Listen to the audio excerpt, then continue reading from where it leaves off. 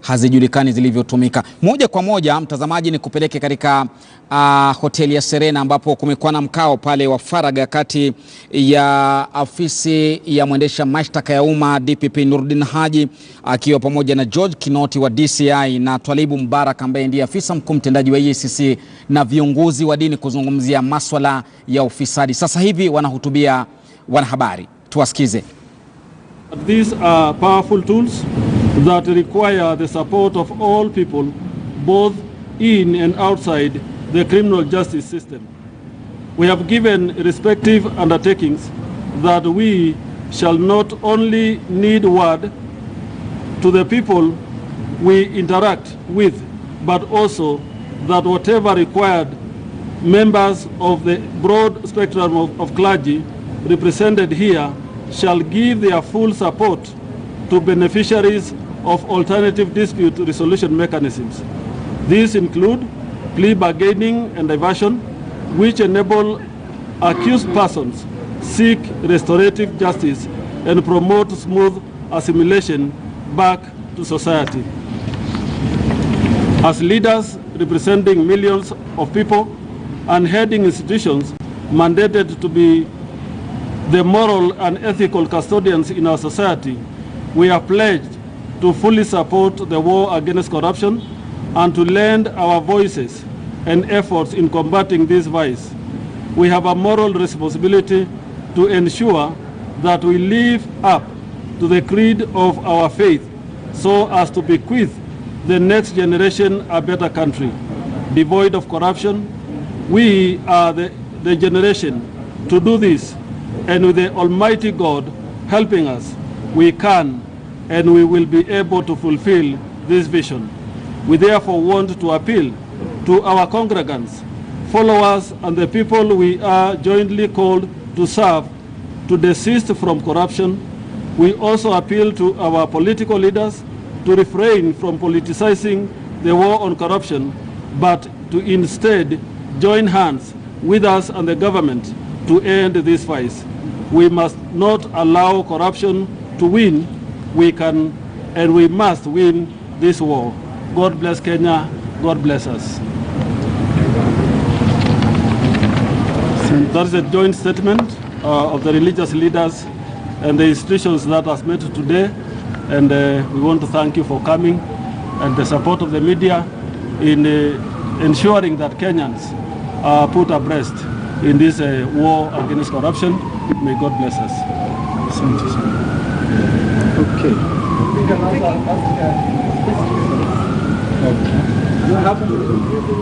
Maji huyo ni askofu mkuu wa kanisa la Anglikana Jackson Nasore Ole Sapita akitoa taarifa yake pale kwa vyombo vya habari. Kando yake namuona pale Nurdin Haji na viongozi wengine pale. Kumbuka ni mkao ambao umefanyika awali faragani ambao umehusisha makao makuu yale ya kuchunguza na kupambana na ufisadi EACC. Vile vile amekuwa afisa mkuu mtendaji Twalibu Mbarak wa EACC wakizungumza pale. Namuona sasa hivi Nurdin Haji anajiandaa pale kuzungumza na wanahabari. Hebu tuvuke kule tuone kama sauti iko shwari uipate moja kwa moja. Avenues and he should now be brought back to Kenya to face the music and face the law. That's what I meant. But in any relationship there is give and take. It doesn't mean that we are cutting diplomatic relations. I don't even have that mandate anyway. Yeah. Just I also have a question. My name is Nyambeka Kinesa. I'm a contributor for Nation. And the Sheikh spoke about the absence of the judiciary. You said that this is today. And in your remarks, the DPP and also the CEO for EACC, Mr. Twalibu, spoke about the chicken thief being there in 2 months, while the big thief is not being there. As investigators and also as the religious people, I view us the judiciary to make amends to whatever is happening in terms of concluding cases that are going on. First of all, let's not create things that are not there. I think if you look at which arm of government we come, it's very clear. We are mostly pegged, even when you look at the constitution, under the executive. Of course, there is, even amongst ourselves, and we did make it very clear, there is independence. We are all independent offices. The judiciary is a separate arm of government, and I think they will also engage the religious leaders here at their own time. We also have a joint forum, which is NCAJ, but even under that, we are going to engage with the religious leaders. It doesn't mean there's anything amiss, and not at all. We are working together. There are challenges.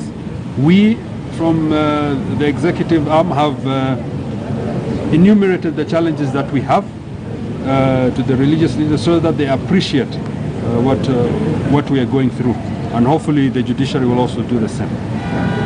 Mr. DPP, I have a question. Are you able to give us updates on some of the cases that you know are ongoing that people have been talking about? There are so many. Okay, so the first one is on the fake gold, and we know that that's an investigation that's ongoing. I think on the fake gold, it's clear. Honorable Wetangula, who has been summoned, was out of the country. Now that he's back, I think he has a date today with you.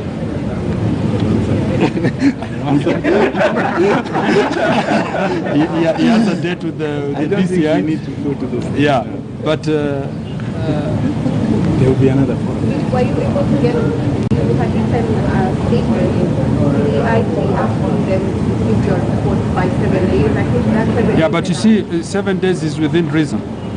I understand, like I said, some people are not around. Once they come back and they write the statement and it's finished, we'll get it. But within reasonable. Sorry? They haven't given your report yet? Not yet, but they will. It's not that they are not willing to. Mr. Kwale, you had made a comment about governance. Maybe you could tell us before. There's been an issue about governance being arrested, and they say they want it to be in a formal way. And you said that there is Governance. Are you talking of governance or governors? Governance. Governance. I think the law is very clear. We don't have white-collar suspects and blue-collar suspects. Sure. Criminal suspects are suspects. So if the law will be amended, that we have white-collar suspects and we should have Mercedes-Benz air condition for them, we'll do it. But as of now, if we are picking a suspect, he'll be just treated as a suspect. And we're not saying that they're guilty, we are just saying they're suspects. So, and I think the car we are using to carry them is good. It's a matatu like, it's not a police Land Rover or a pickup. So they should appreciate that we are trying our best, and that is the resource that we have. So they may even ask the government maybe to increase our budget so that we can have luxurious cars for them. But as of now, the law will apply equally, and the only advice that I can give them is that they should be accountable and will desist from raiding them. But as long as we get information and we have some sort of evidence that they are doing something fishy, we'll run for them. Thank you. Asante sana.